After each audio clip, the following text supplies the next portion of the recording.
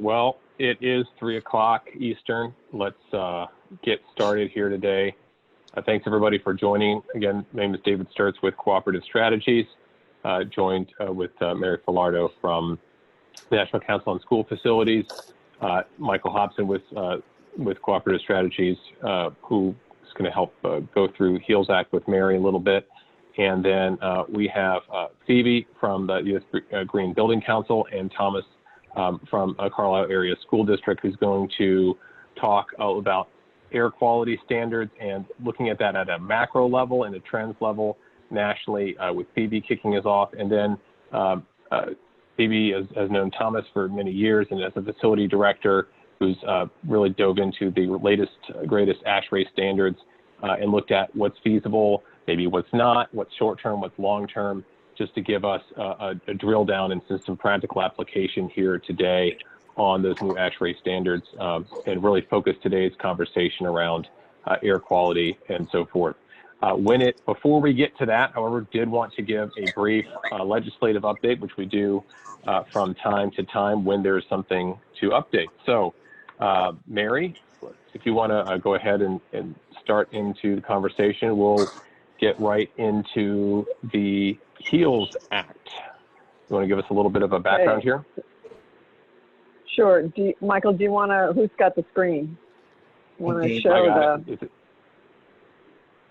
Did it not advance for you? So what is it? I think 3 days ago now, well, maybe we start back a little bit further, is there was the CARES 1 package, which was a bit over $2 trillion, really to try to address the incredible impact that the coronavirus has had on our country, both, from the health, jobs,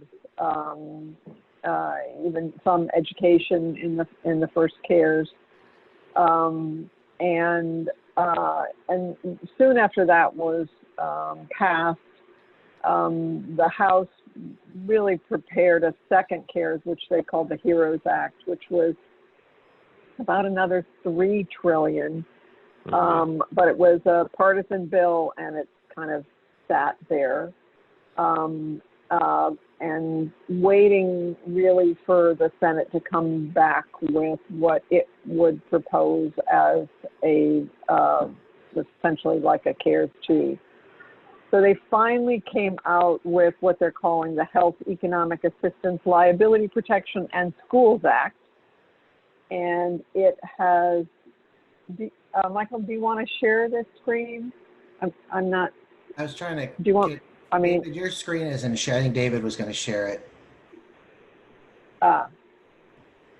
And the Senate, while the House's package was a $3 trillion package, this is a $1 trillion package with one of the major items not there is state and local government support, which is going to be really critical for the school districts, because it means your state, the state share of help is going to be, really tremendously affected. But in any case, the Senate did finally come out with this HEALS, and in it, they're proposing $105 billion in the Education Stabilization Fund. This is essentially $70 billion for K-12 and about $30 billion for higher ed, and then this $5 billion is the governor's fund, and the governor can do it for higher ed or K-12, whatever the governor thinks is most most needy. This is sort of the overall distribution for the governor's relief fund. But again, the governor's relief fund is about $5 billion. It's not the major dollars. In the HEALS Act, and this is one of the very controversial aspects to this, is that it's contingent upon reopening on site. And the governors, now clearly the governor could delegate to the state departments of education, but it's not the state departments of education that have the authority in the law. It's the governors. And the LEAs have to submit to the governor a comprehensive school opening plan. And then based on criteria that supposedly they're going to consult with the FEAs about, they will allocate the, I think it's 85% actually, not even 100%, but 85% of these dollars to schools. And if you are not going to, if you don't have plans for in-person, you're not eligible for any funding. If you, I'm working backwards on this. If you have less than 50% of the students on site and for less than 50% of the time, then there's some kind of pro rata basis that the governor has to determine. If you're going to be in person and at least 50% of the kids for at least 50% of the time, somehow whatever plan you give the governor is automatically approved. So Elika, I don't know if you have other comments to add on sort of how you all are reading this mess here. Yeah, I think you pretty much. Yeah, so introduce yourself, Elika. Oh, sorry. So my name's Elika Yost. I'm the Government Affairs and Communications Manager for the Association of School Business Officials International. And we work very closely with Mary, with NCSF, as well as other education groups for, kind of digging through all this stuff, lobbying for what we like and against for what we don't like. And I could say pretty safely, just with all education groups, the feedback we've heard on this bill is no one's happy with it.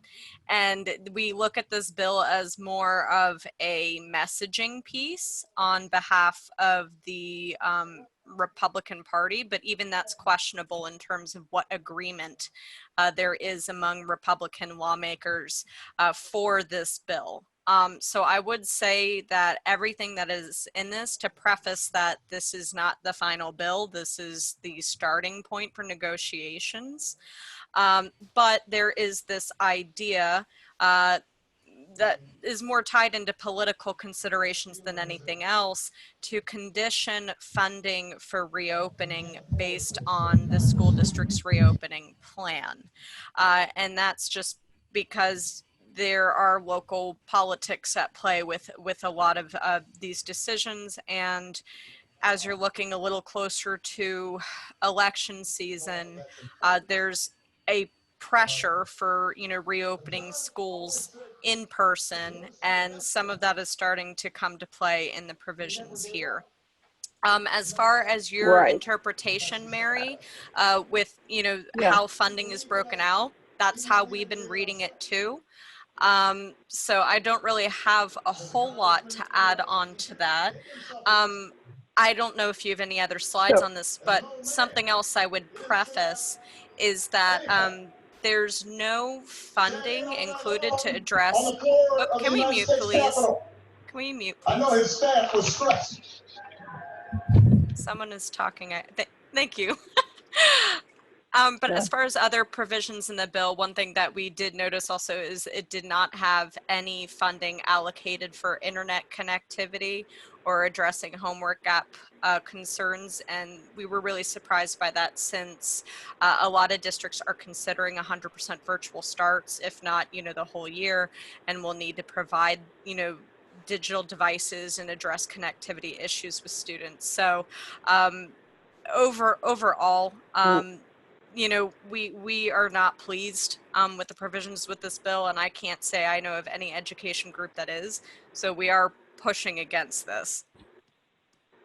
Yeah. So with that context, just let's kind of move on to, so the, again, in terms of a governor's plan, there's a template. You have to have a timeline. You have to describe, how many days of in-person, and then the assurance that they'll do as much in-person instruction as possible. This is, again, associated with these dollars being related to on-site. Go ahead to the next one, David.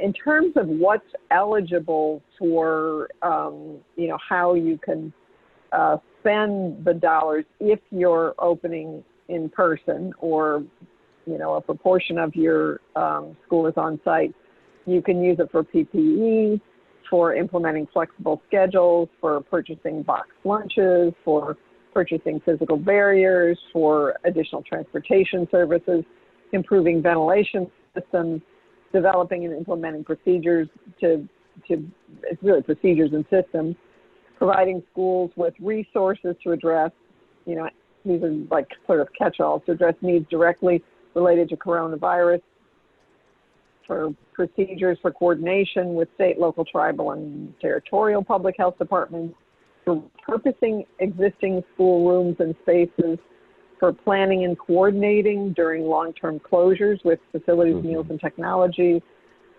for education technology, including hardware, software, and connectivity. So I'm not sure, Elika, that was, if in the appropriations bill, they do have the connectivity there, supplies to sanitize, clean, and disinfect facilities, and then training on sanitation, as well as, again, some other catch-all additional services for the unique needs of low-income children with disabilities, English learners, racial and ethnic minorities, students experiencing homelessness, foster care, basically the really high-need populations, as well as expanding health care and other health services, including mental health, for children at risk of abuse or neglect. So they put a lot.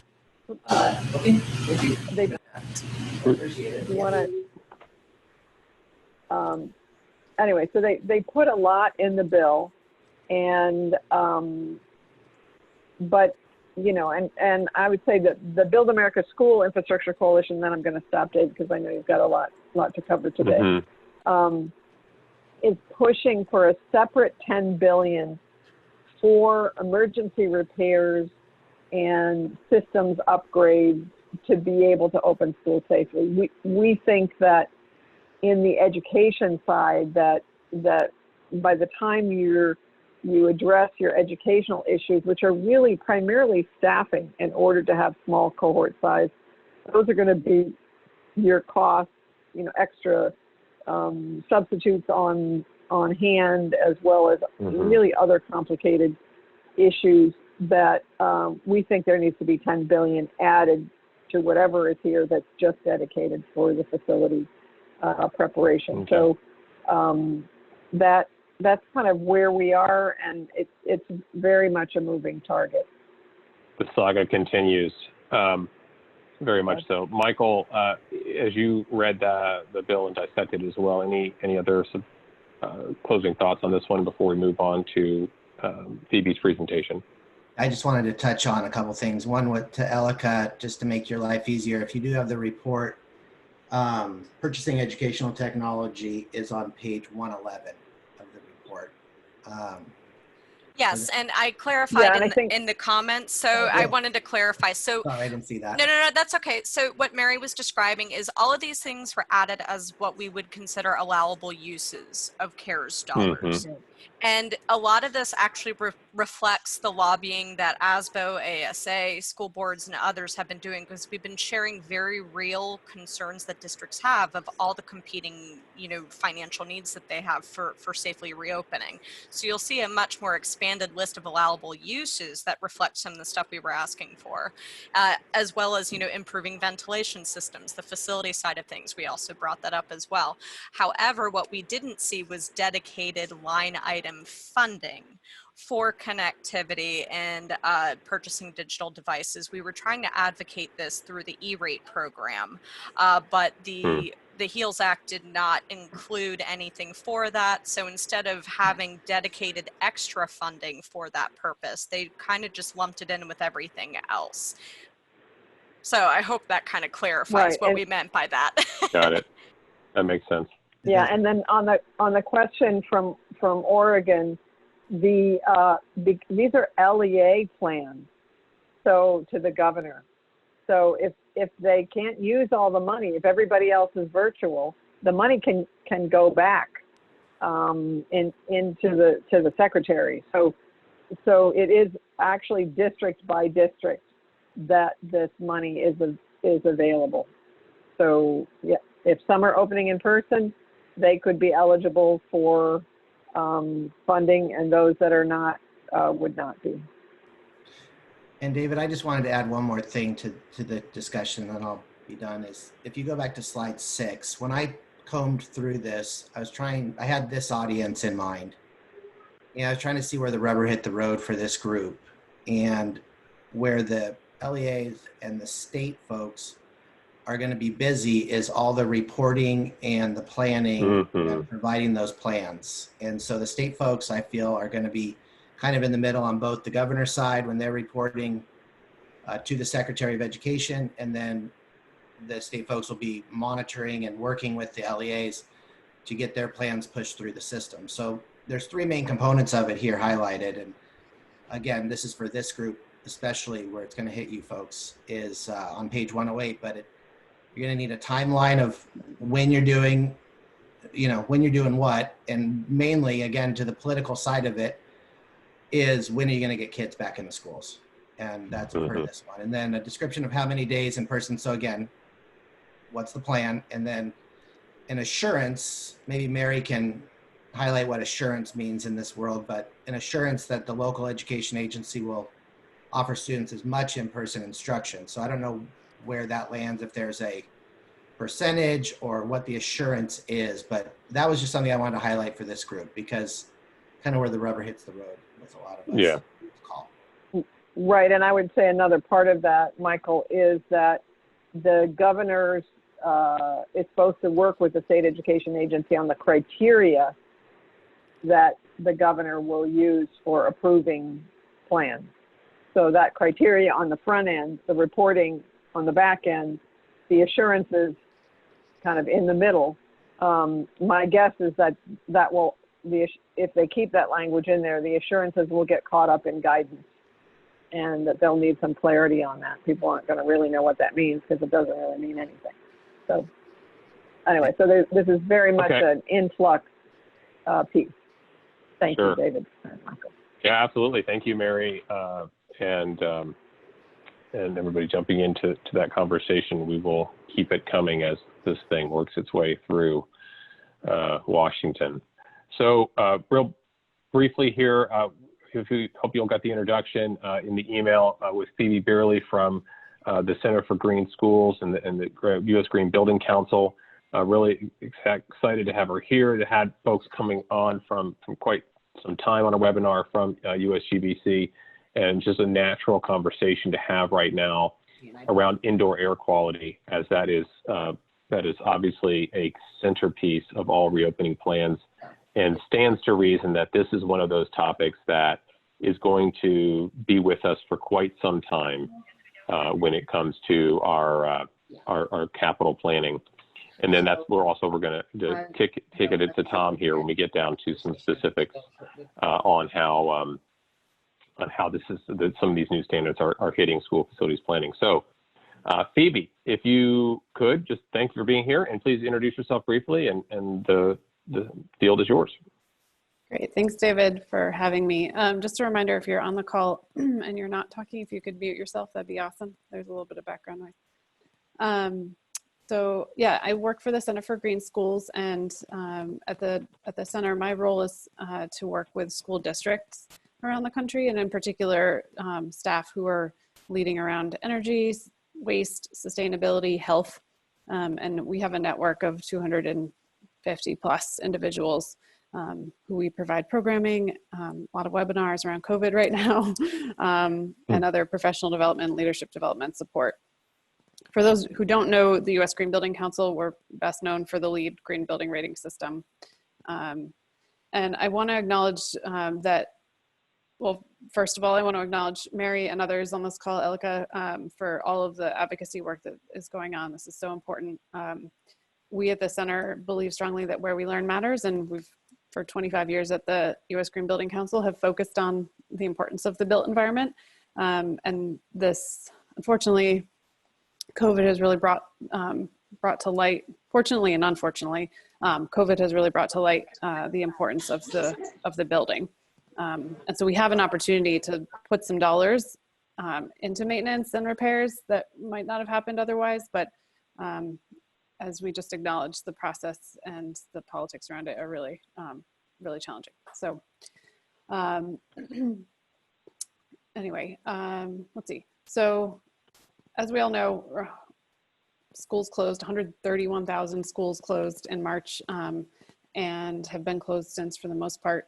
One thing that has really been critical for us and for you all too is like the focus on the built environment. So as we're opening buildings, there's a few things that we're focused on, but in facilities, it's really about the health of the indoor environment. And Mary didn't mention, but much of our work has stemmed around the fact that studies have shown that schools are poorly maintained and have pretty bad systems in place. And the GAO recently published a survey finding that 41% of school districts nationwide will need to update or repair their HVAC systems, which I'm sure you all know.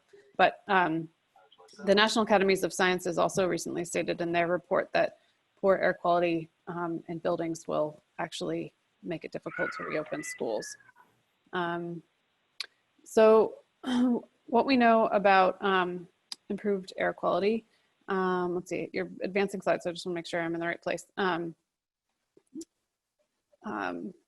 Yeah, yes, thank you. So we know that at the Green Building Council, we know that efficient, healthy buildings actually bring many benefits to the community. And we believe strongly that building better buildings, especially where air quality is a best practice, provide healthier, more productive people and lives. And we have evidence for that. CO2 and poor ventilation has been studied quite a bit, and I'll talk a little bit about a specific study, but the focus here, and the reason I mention this, is that good air quality in buildings is not a new concept. It's a best practice for those who are working in the green building space and have rating systems that measure performance around this. And it's not just good for your students, but also staff. So we see that there are reduced absenteeism days, there's reduced impact on respiratory diseases, and even depression and stress. We did some research recently with our employees of LEED buildings around the world and found that folks who work in LEED buildings actually feel healthier and happier and are feel like they're more productive. Next slide is some actual research around that. At Harvard School of Public Health, the University of New York Upstate Medical University, and they studied workers in 10 buildings across 5 cities, and they discovered that working in green buildings, certified green buildings, correlated to a higher cognitive function, fewer sick building symptoms by 30%, and actually a 6% higher sleep quality score. This was not a controlled study. So Harvard partnered with United Technologies and Syracuse University to develop this CogFX study, which is cited quite a bit. If you don't know it, it's one of the best studies that really pinpoints the importance of CO2 and ventilation in buildings for productivity. And they found that on average, people were in this like controlled office setting, and there were 3 different scenarios. And we have a conventional scenario, a green scenario with higher CO2 rates. It was 20 CFM outside air per person, and then a enhanced ventilation scenario. And they found that 61% higher cognitive scores in the green building conditions, 101% higher in the enhanced building condition. And that CO2, VOCs, and ventilation all had significant impacts on cognitive function. So it's important stuff. And if you want to try to make the case for this work and making improvements around your building, if you perhaps don't get that funding from the feds, let's hope that they don't stay with that protocol that you have to have doors open. But this is important stuff as for normal conditions. All right, so what we know about COVID, next slide, David. We know that while this is still being studied, it's typically believed to be spread through the air, and by touching surfaces with the active virus, we can contract it. So obviously air quality is key. I wanted to just, in thinking about this, I found it actually kind of fascinating that looking at the recommendations, the key recommendations of how you reduce the spread of the virus, it's actually not that complex. Social distance, wear a mask, wash your hands thoroughly, improve air HVAC, and clean effectively. It's actually not that many steps. Obviously, the devil's in the details. So I'm hoping to share with you a few of those details today, and hopefully Tom will dive more deeply, and we can get into some of this with Q&A too. So in terms of, go ahead, David. Yeah, I was going to say, and as far as the study, Amy was asking if it's possible to have a link to those studies that you were citing, or a place we can go and find those. That would be great. Yep, I can drop that in after I'm done. Awesome. Yeah. So deeper cleaning is key. It's not necessarily directly, it's somewhat related to air quality. We are recommending that that you use the effective NList products that the EPA lists. I was just, one of the webinars I was on before this, I was on 2 different calls, one on green cleaning and one on the EPA air quality and COVID. So there are options for green cleaning products, and I highly recommend that you look at them. I can follow up with anyone who's interested in looking at those lists, but hydrogen peroxide based cleaners are available and very effective. We want to make sure that staff are properly protected and trained here, that you design cleaning schedules to limit exposure to occupants, obviously. And one thing that I feel like is often left out is that we want to make sure that we're communicating to teachers and parents about approved cleaning products. There was some talk about teachers being trained and they want to be able to use some of these products legally. So all of these things need to be taken into account before opening schools. And the other thing is around clutter. That's one thing that doesn't often get talked about either, but cleaning, having teachers have dedicated time. In Massachusetts, they're proposing that teachers have 10 days before the school starts to do training and possibly get into their buildings to prepare. So this would be an awesome time to require some level of guidance around cleaning out clutter so that the custodial staff can do what they need to do. We know that they're limited in staff already in time. So that's something that we want to just make sure is on people's mind. All right, and next. So the other factor is around good ventilation, dilution of the virus, and then upgraded filtration as a prevention method for the spread of COVID. This is a thick slide here in terms of like content. It's all in one slide, but there's some resources that I can link to you later that breaks this down. So the recommendations here are based on ASHRAE high-level recommendations, as well as the best practices from LEED, as well as we developed a pilot credit about indoor air quality and reopening buildings, and a lot of these recommendations were referenced there. So it's nice to see that what LEED is referencing is also what ASHRAE is calling out here. So the first is to assess, and I know this is easier said than done, but this gentleman who was on the EPA webinar earlier said, you know, gather your plans for your buildings, and we're recommending like finding a third-party vendor to come in and help you work with your HVAC technicians to like understand and assess as much commissioning you can do ahead of time, what is working, what isn't.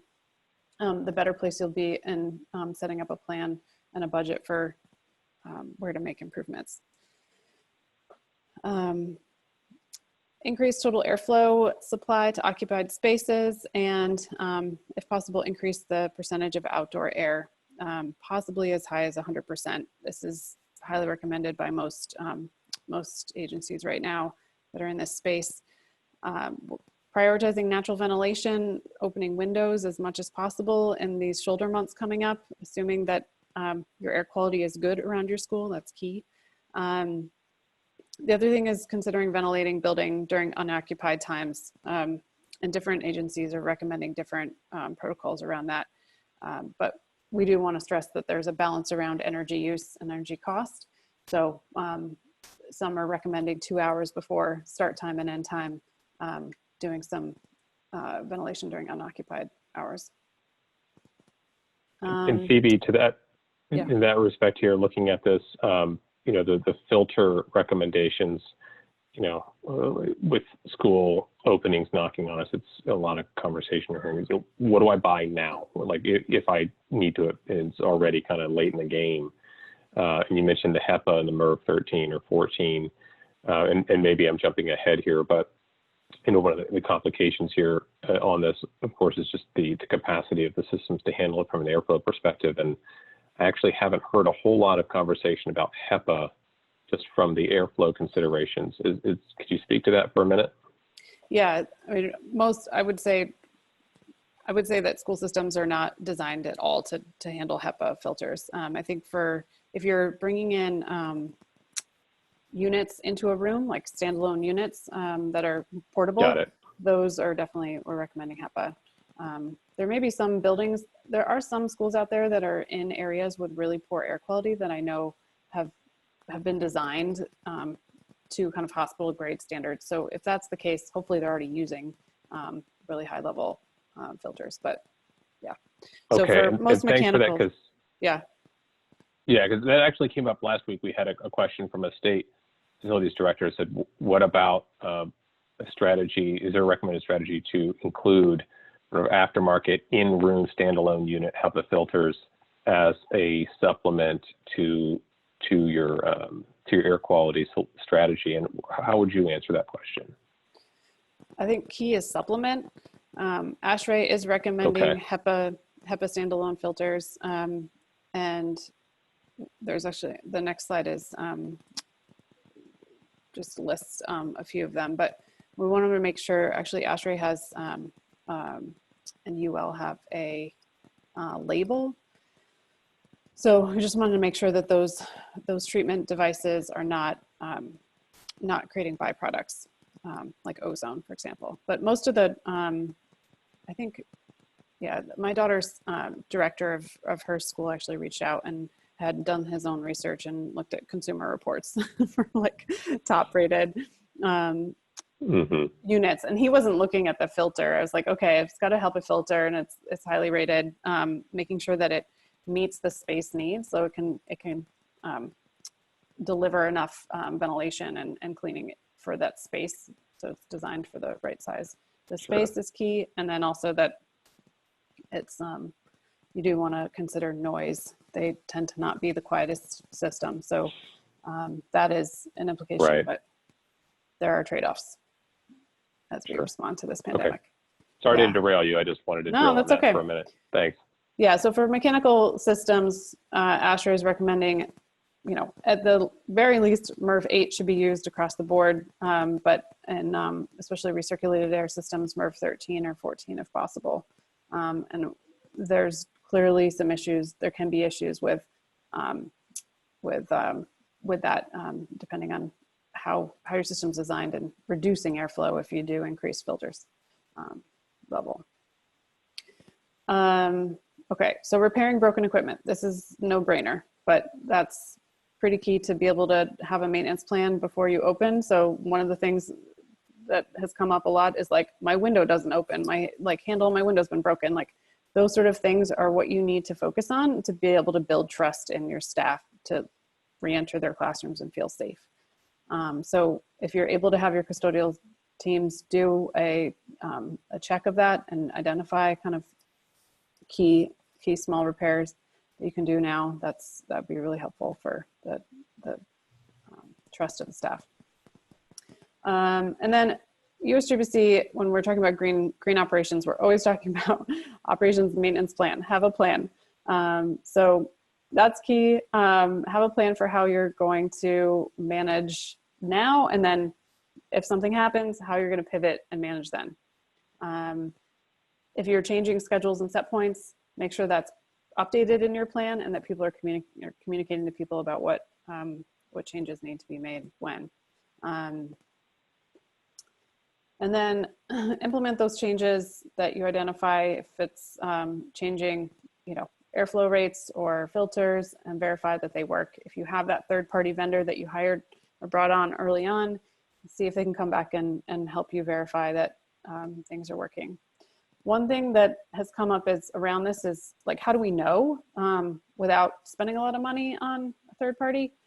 Air quality monitoring, CO2 monitoring might be a proxy for this, to know that fresh air is coming in if and dilution is happening properly.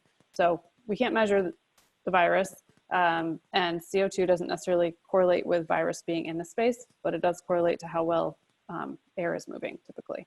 So that could be a cheap way of getting a sense of whether your spaces are actually performing well.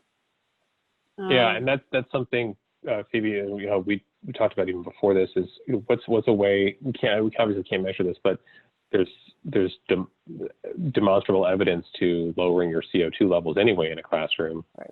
And it logically is a good proxy for any sort of airborne related matter or particulates. It's not going to be exact, but it's a good proxy for a lot of things. And so if you can monitor your CO2, and there's fixed CO2 monitors in the rooms, you can buy portable ones. Just if you can measure one thing, this seems logical, does it not, to follow this one metric, if nothing else? Yep. Yeah, exactly.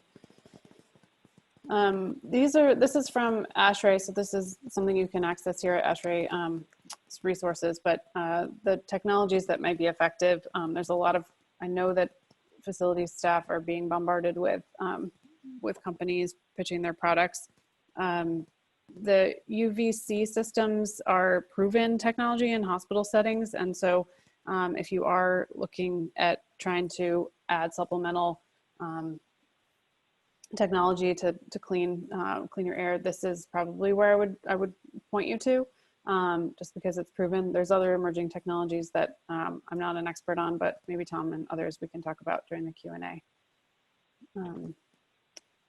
All right, so I wanted to just highlight a couple of resources for you. We've been working on some pilot credits, and the next slide is a list on our website of the pilot credits that we've developed. These are technically for LEED projects that are certified or registered, but you can access all the content and the language for the appropriate requirements and use them for your own schools, whether you're pursuing LEED or not. And then the next slide is a little bit more detail into the safety first, managing indoor air quality during COVID. So a lot of what I just spoke about on that slide is listed here, and I can drop the links in the chat when I'm done. The other resource, I think is my last slide, is something called the Green Classroom Professional Certificate. And this is, we work with pretty much all audiences when it comes to schools, but teachers are an audience we've designed this tool for, teachers and staff. Most teachers, you will find, do not have any idea how their HVAC system works. They don't know what it means to manage their unit ventilator properly. So this course is $25 per person if you buy it in bulk. More than 5 individuals per district are purchasing at a time.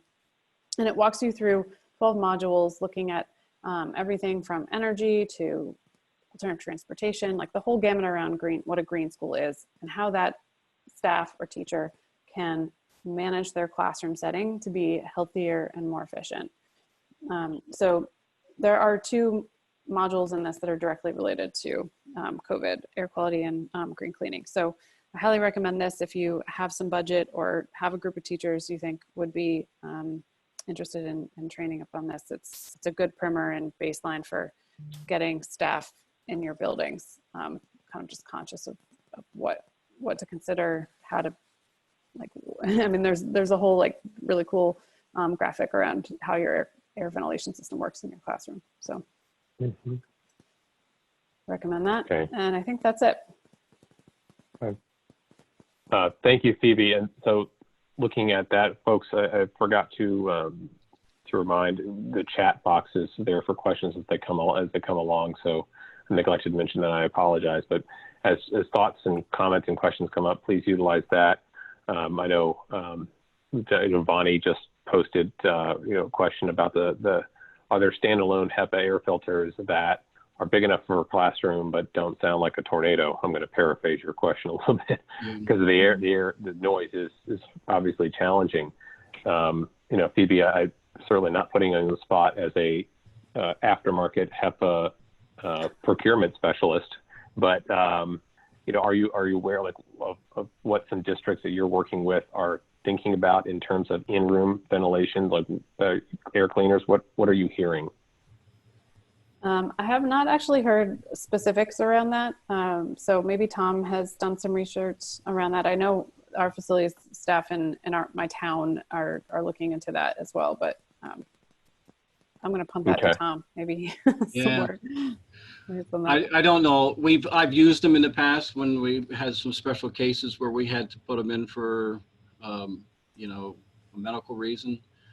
What I do know is there is the noise level, but the filter needs to be changed very regularly. Yeah. And they're very expensive.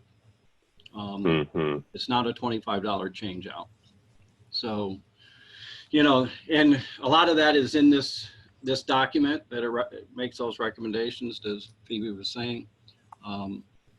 So what I'm going to do today is the ASHRAE came out with this new ASHRAE Epidemic Task Force recommendation, and it's, the last time it was updated was 07/17 of 2020, so it's very new. I've only had it for a couple weeks, so I've kind of dug through it, and actually sat down yesterday with my HVAC tech, and we kind of walked through it and marked off and threw out all the different checklists to see what we were currently doing. So with that, I'm just going to kind of walk through each step of the document, and it basically starts off with just more of the simple things, simple check off, like I said, and then it dives in a little bit to what do you do next, and then how do you look at long-term improvements. So as we went through it, in the first checklist, it's a summer checklist for fall startup of classes. So it really just talks about, reviewing your designs and potential system modifications, kind of check out, make sure all your air distribution that you currently have in place is open and not blocked or things not operating correctly. And check for existing air quality issues. As we all know, the molds and the moisture and that kind of thing. So that first checklist is pretty simple.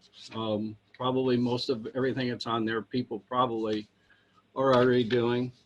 And then it goes into the startup checklist of the HCV system prior to being occupied. And then it starts, it wants you to check your humidities and your temperatures, like you were talking, for the air quality, see where you're at now, see if there's some improvements that you can make there. And then it says, consider having your airflows checked by a professional outside agency. For me, having 12 buildings, over 1 million square foot of buildings, I mean, that's a hefty sum of money to do that. We kind of do that with we're lucky enough to have a BAS system that monitors a lot of that stuff. So then it goes into the checking outside air, making sure your outside air is appropriate to actually be bringing into your building, whether you have trees and shrubs and flowers and all those different type of things to, to reduce air quality for asthmas and that kind of thing. Then where it gets into the equipment and system specific checklists, some of the recommendations that they want you to do is a daily flush. So some of the changes, so typically I would start a building maybe a half an hour before folks are going to show up. So now they want you to start 2 hours prior, and they want you to run it 2 hours after. So to continue that flushing of the building, and along with that, if you do use CO2 censoring, then when people leave, your CO2 levels, of course, go down, and then your dampers and things start closing down. So as we'll see in, further back in the document, those have changed. So then with the equipment checklist, it kind of goes through all your chillers, your air-cooled chillers, your cooling towers, and it gives recommendations of what to check, like a normal PM checklist would do. What I found interesting when I got back into the air handler units, they come up with a monthly, which there are monthly checks that you should be doing, but some of these are what I would do is semi-annual. So now they're asking you to do that, some of those checks much more often. And of course, that's going to take a lot more man hours and that type of thing to make all that happen. Same thing with the rooftop units. They're asking you to get up on the roof once a month just to check the refrigerant for leaks and such. That's very time consuming. So that checklist is, pretty normal to what you would do if you do regular PMs. And then when it starts to get into the new modifications in the design, they're stressing for improvement of air quality to slow the transmission of the virus via the HVAC system. And some of the designer guidelines that they have changed, first of all, they want you to go through and for your winter design is 72 degrees and 40 to 50% relative humidity. And then in the summer, it's 75 degrees and 50 to 60. But what's unique is for ventilation design, for dedicated outside air systems that are being replaced, size unit capacity for at least 150% of code. So and that's of code of minimum flow. So your buildings are designed now for what's in it for airflow. And now you have to shove that much more air through the building, which is fine, but that's going to take very specialized equipment to do in my estimation. So what they're recommending for you to do now, if you have demand ventilation control, is to shut that off, disable 24/7 until further notice. So the other thing they're asking to apply and utilize outside air quality sensors so that you can monitor the outside versus the inside, because you're bringing it all in to make sure that you're not hurting the inside environment from bringing in the outside air. So along with that, we were talking earlier about energy.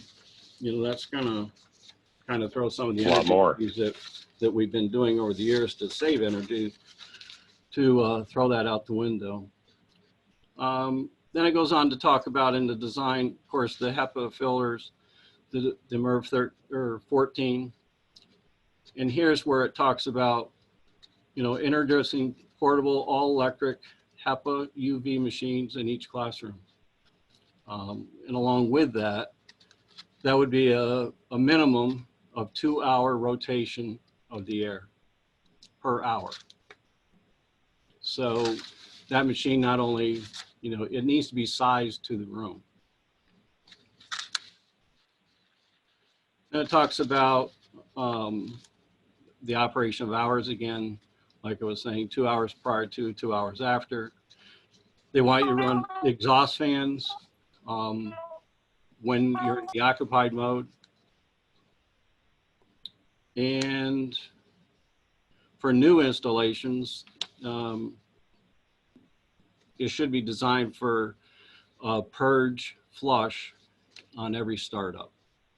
So that'll be something new that the VAS control folks will have to change sequencing. And then the other one I found interesting, because I have a lot of them, is the energy recovery units, where some of them are designed that you could have some crossover from the exhaust back over to the supply. And I was talking with my tech yesterday, and the way ours are actually designed, we go through the energy wheel, and that air is exhausted. But if it gets through my filter, my return filter, and it happens to land on the energy wheel, it's going to take it from the return side over to the supply side to capture the energy, and then it's going to blow it back into the system. So we're looking at exactly what we're going to look at doing there. Tom, I have a Yeah. question for you. When you say look at what you're going to do there, UV seems to be a common practice in those situations. Is that something you're looking at? I've read a lot about it. Some say, you know, it is a proven way of doing it in the hospitals, but I think that's a little more sophisticated system than what maybe we would be looking at. My tech and I were talking about that, and he's had experience with it. And you have to be careful that it can't look and be shining on the filter, because it will disintegrate the filter. So there's a lot of, you know, things mechanically you need to take a look at, is placement and all those good things. So not yet. Okay. So the other thing it's talking about is your packaged rooftop units. You know, you go put a MERV 14 filter in there, of course you're gonna restrict that, and it may lose some capacity. So the recommendation is possibly put electric heaters in each classroom to supplement that heat. When you take some of those older buildings, you know, I can remember the days when my older buildings had a plug in the front of the classroom and on the back of the classroom on the other side, and that was the same circuit. So you go plug two of those in, you know, you're going to be popping the breakers and that kind of thing. So that's just something else to look forward to. Thomas, if you don't mind, you know, just thinking about you've been listening through all these different topics, and just, you know, we've got about 10 minutes here, and we can certainly spill over a little bit. When you've read through these and you've looked at the details, what has it done to change what you're planning to do in the next few weeks and months? Like, what's your sort of the immediate pressing action steps that you are going to take differently because of this guidance? And what are some things that it's making you think about from a long-term capital renewal schedule, a capital renewal plan, how you think it might influence that longer-term planning as well? Yeah. So for myself, I'm pretty fortunate because all of my HVAC systems are new from 2007, and I was here when those were put in. So we have some pretty sophisticated systems with CO2 monitoring and humidity monitoring and demand control, variable speeds. So those type of things that were pretty well set. Where I've kind of got behind is the BAS system, the control system to run all those different things. Technology has changed so rapidly that it's not that it doesn't work, it's just not as convenient as it could be for us to use and do some more further enhancement of air control that goes into the building, monitoring of that air. So on that side, I'm pretty fortunate. I have 2 lead buildings, but the MERV rating, I guess, is really what I'm going to concentrate on. And how I'm going to handle that is most systems that you put in, of course, there's like equipment across the building. So I'm just going to take either a small section or maybe just one or two of those units. And I'm just going to go ahead and throw a MERV 14 in there, and we'll do some, testing of the airflows and see if we drop 50 CFM or if we drop 10, and then try to make controls accordingly to there. And if all that works, that's great. That's a cheap fix. But if that doesn't work, then you know that you got to put that on the list for, the long-term fix. Mm-hmm. So that's how I'm going to kind of handle that here initially. And again, we're doing predictive maintenance now. So all of my HVAC equipment is on a 5-year plan to be replaced 2 to 3 years prior to its life expectancy. So I'm kind of a little different than most. I don't have those real old buildings and, struggling to where I would begin. So the biggest thing for that is the information gathering. And again, if there's folks out there, I would recommend that you get all that information in while you're doing it, put it right into your work order system. So all that is there.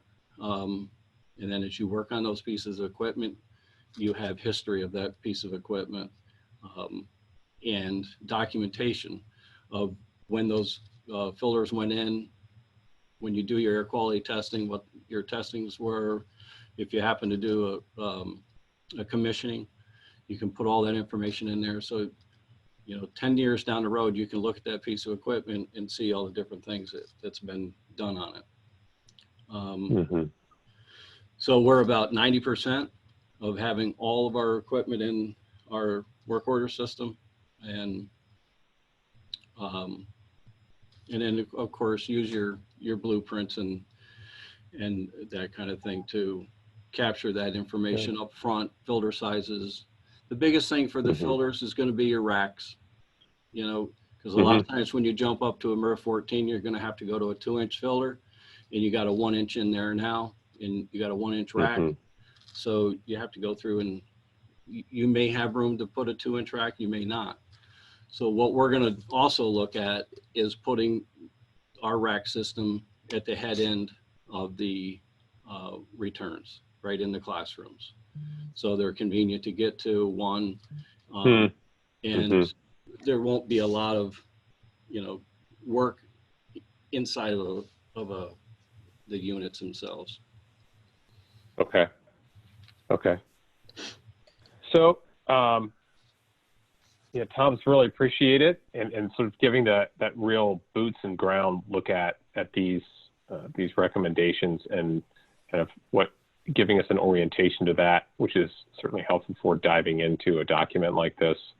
And thank you very much for jumping on here and with Phoebe to talk about air quality and what we're looking at macro level. And I want to recap here. So what are the takeaway nuggets? So Thomas, Phoebe, please fill me in if I misspeak or miss an important topic here. But big picture, what we're looking at is looking at we have a novel situation here, but we have some basic good practices that we want to fall back on to give us some guidance here. And we can't know exactly the testing and the air quality. We can't test the thing, but we can test for CO2.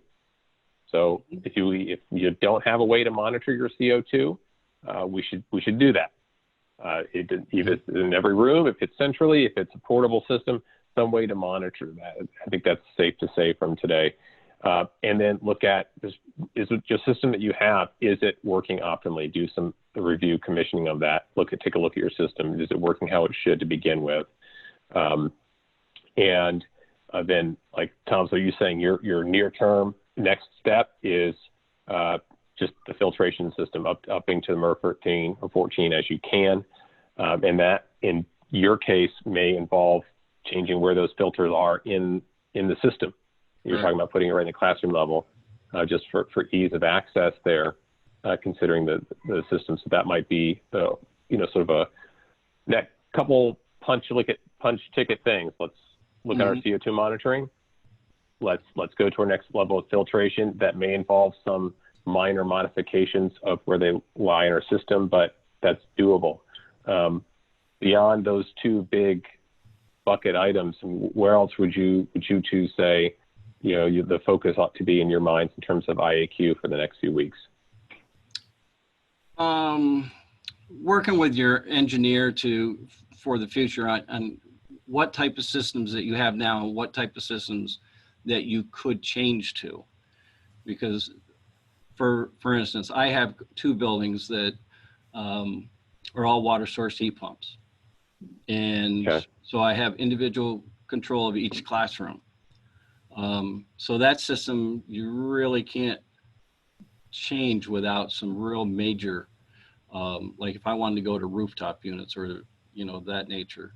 So you really need to take a look at your systems, and then for the near future, to be changing things out, you have to have that plan in place so you really know what you're going to look at to change out.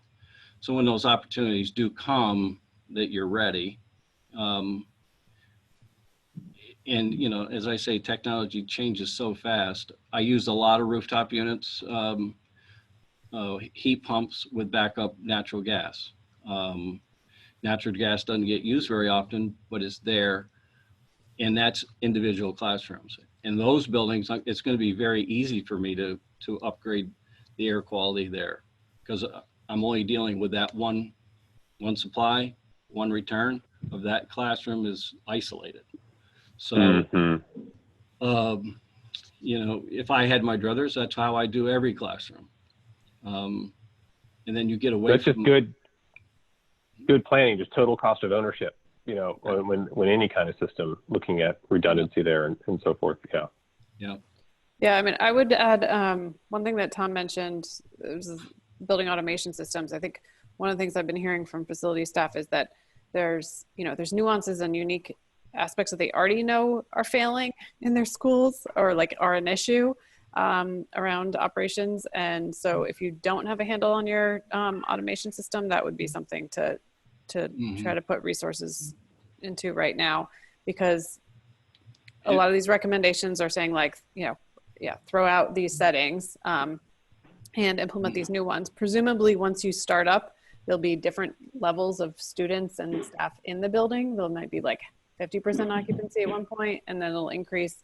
Each of those changes will require that you have settings in your BAS, ideally, so that you're not, that the system's working, at least as it should be. The settings are there. So that might be something, in addition, that would be important for facilities to work on. Okay. And then to Amy's question, sorry, Amy had a question about what are the minimum. This has definitely come up a lot. I think on this EPA webinar I was just on before this call, one of the engineers was recommending, I think ASHRAE has referenced 6 air changes per hour as a minimum. Oh, is that what you read, Tom? Yeah, in this document, it actually says 10. Okay. And so then, maybe it's 800 to 1,000 CO2 in a classroom. Okay. Yeah. And another thing, just by saying that, I would check with your engineer how, when they set that up for you, are they comparing that to outside air? They have to check further. Or is that just straight 800 to 1,000? Because we've had this back and forth with I have 2 different engineers, and they both look at it differently.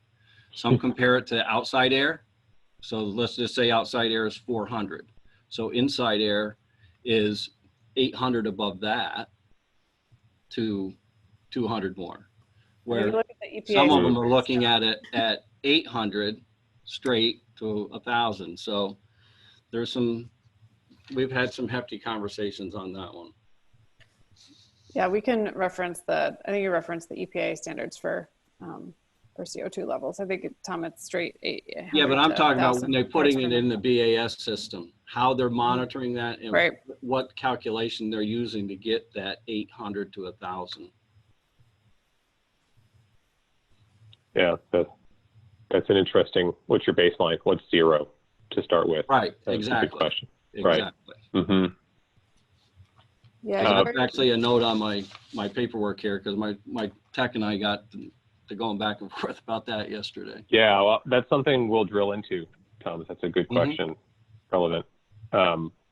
Phoebe, I don't know if you can see some of the comments coming in, and Thomas, I, for some reason at this point, can't.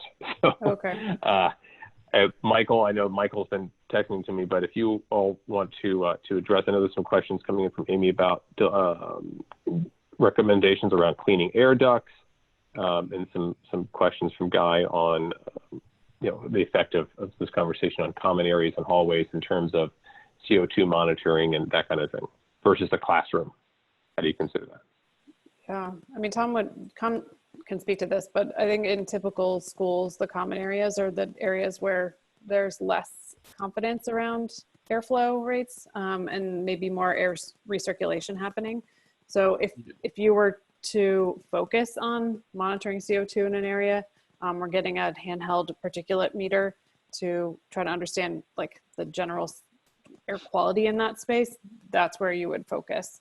I don't know, Tom, if you have anything to add to Yeah, that. I mean, if you're asking, would you have the same CO2 levels in the common areas, or at least try to? I mean, the answer is yes. For us, all of our large areas, our gyms, our auditoriums, our common areas that are large, all of those are CO2 monitored for damper control, along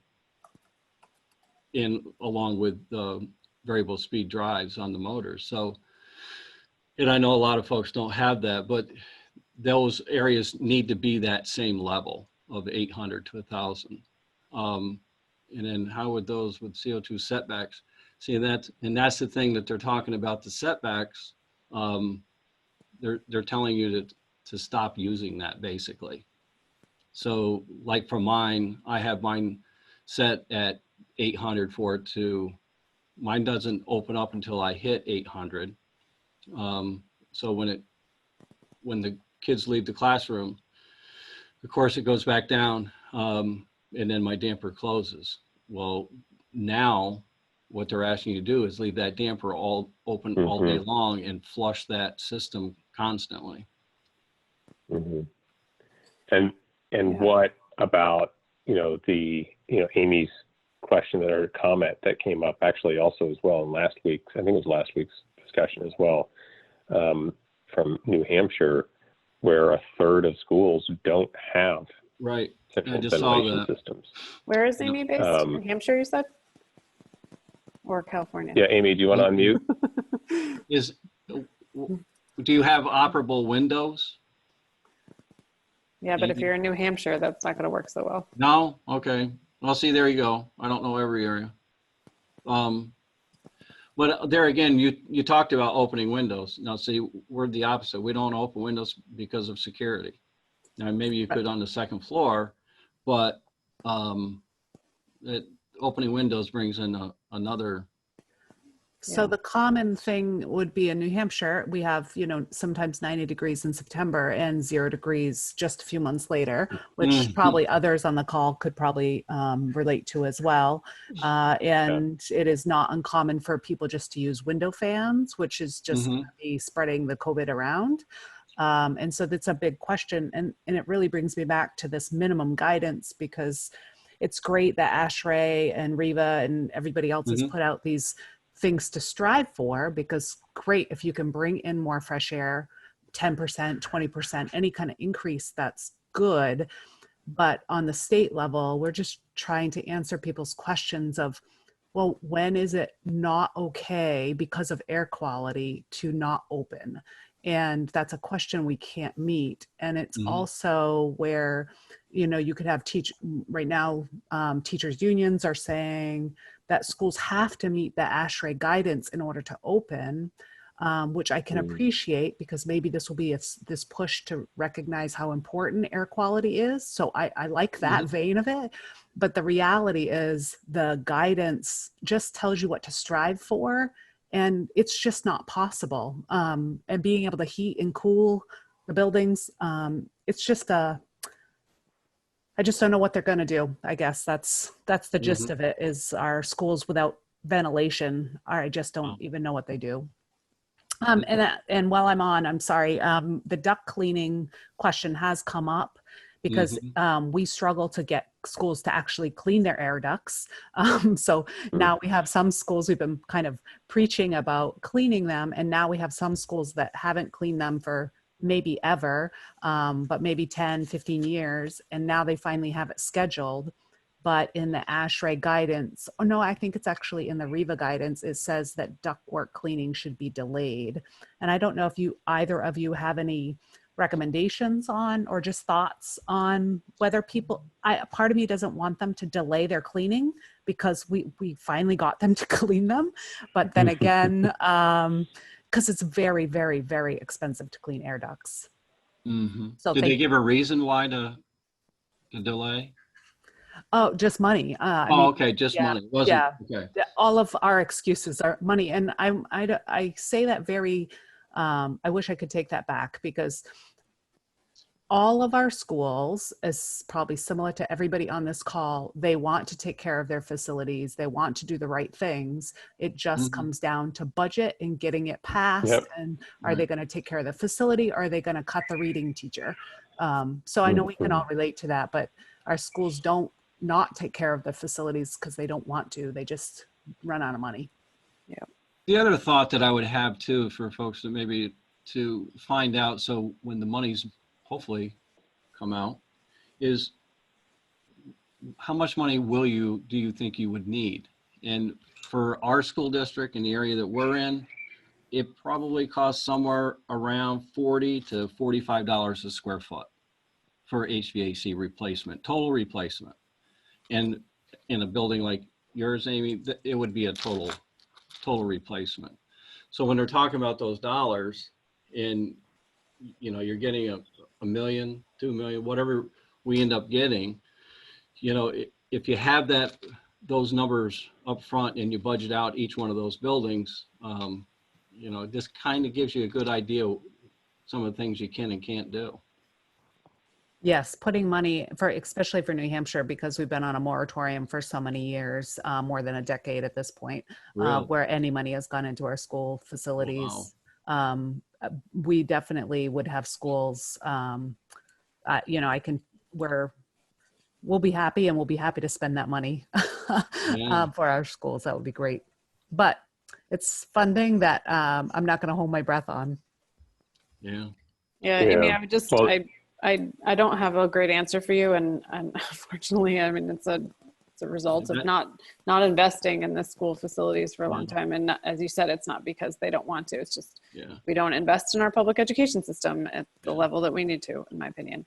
The only thing I would say on the fans, if you do use fans at all, and if you can, you just make sure you're making a negative flow, so that you either have it in a doorway or you have it in a window, and you're actually drawing that air out versus blowing it in, or setting it out in the hallway and just kind of blowing it all around.